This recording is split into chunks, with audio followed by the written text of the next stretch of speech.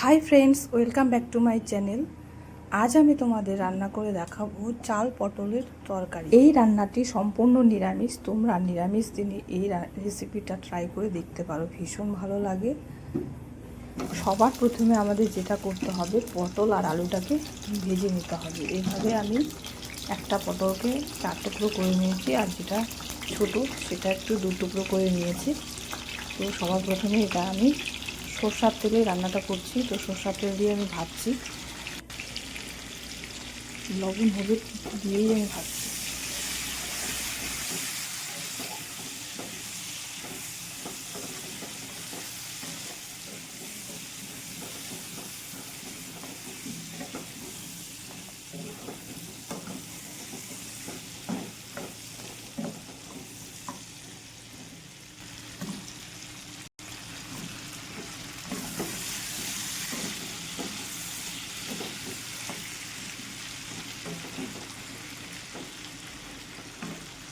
পটল এখানে ভাজা হচ্ছে।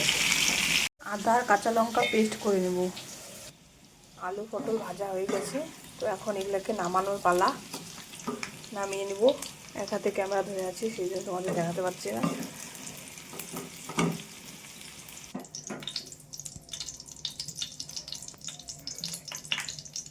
নামিয়ে নিয়েছি। তো এখন আমি ফোড়ন দিব। 2টো তেজপাতা। এই তেলের মধ্যে রান্নাটা করে নেব, অনেকটাই তেল আছে। গোটা জিরে, এলাচ, দারচিনি ফোড়ন দিয়ে দিচ্ছি।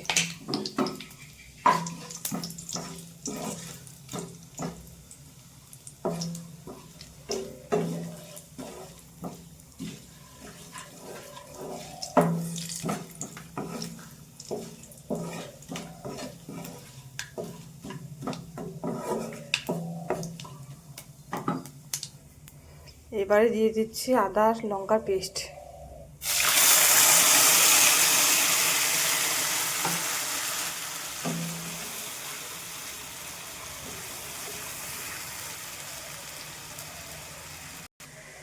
এবার দিয়ে দেব টমেটো পিউরি।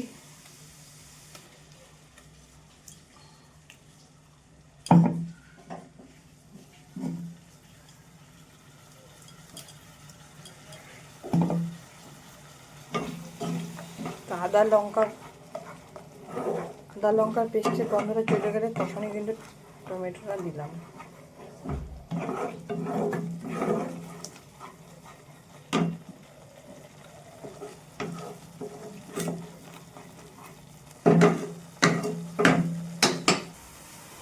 এর মধ্যে সব গুঁড়ো মশলাগুলো নিয়ে নিয়েছি।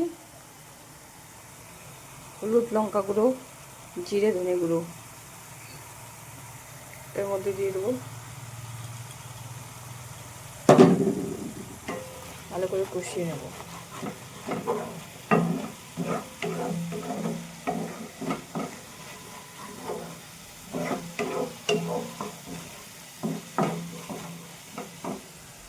একটু মশলা লেগে আছে, এখানে জল দিয়ে ধুয়ে নিয়ে মশলা আমরা দিয়ে দেবো।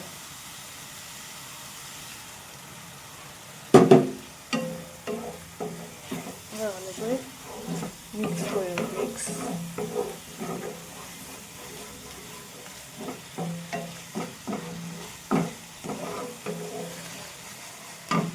গোবিন্দভোগ চাল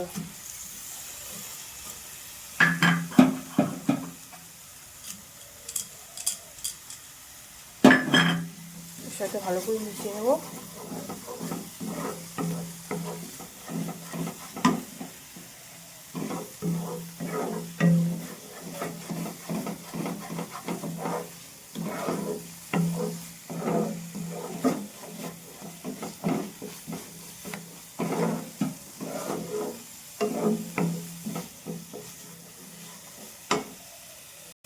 পটল আলুটা দিয়ে দিচ্ছি এর সাথে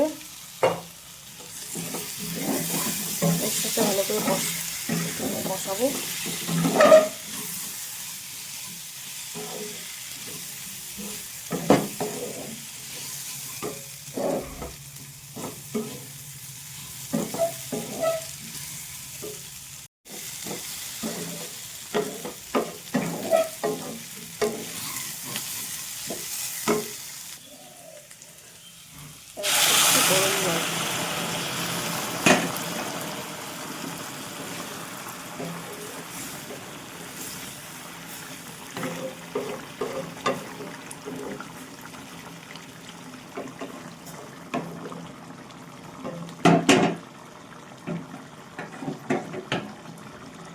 হতে দেবো।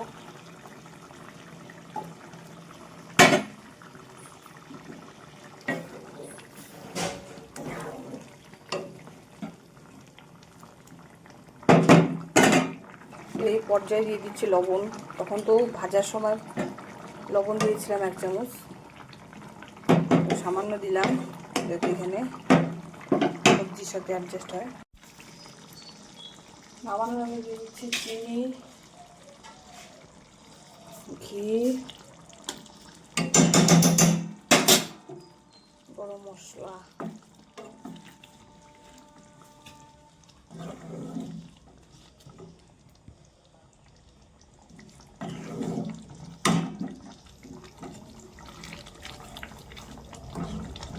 এখন কিন্তু একদম রেডি সার্ভ করার জন্য। গরম গরম ভাতের সাথে জাস্ট জমে যাবে। তো কেমন লাগলো তোমাদের ভিডিওটা? যদি ভালো লাগে লাইক কমেন্ট শেয়ার করবে অবশ্যই।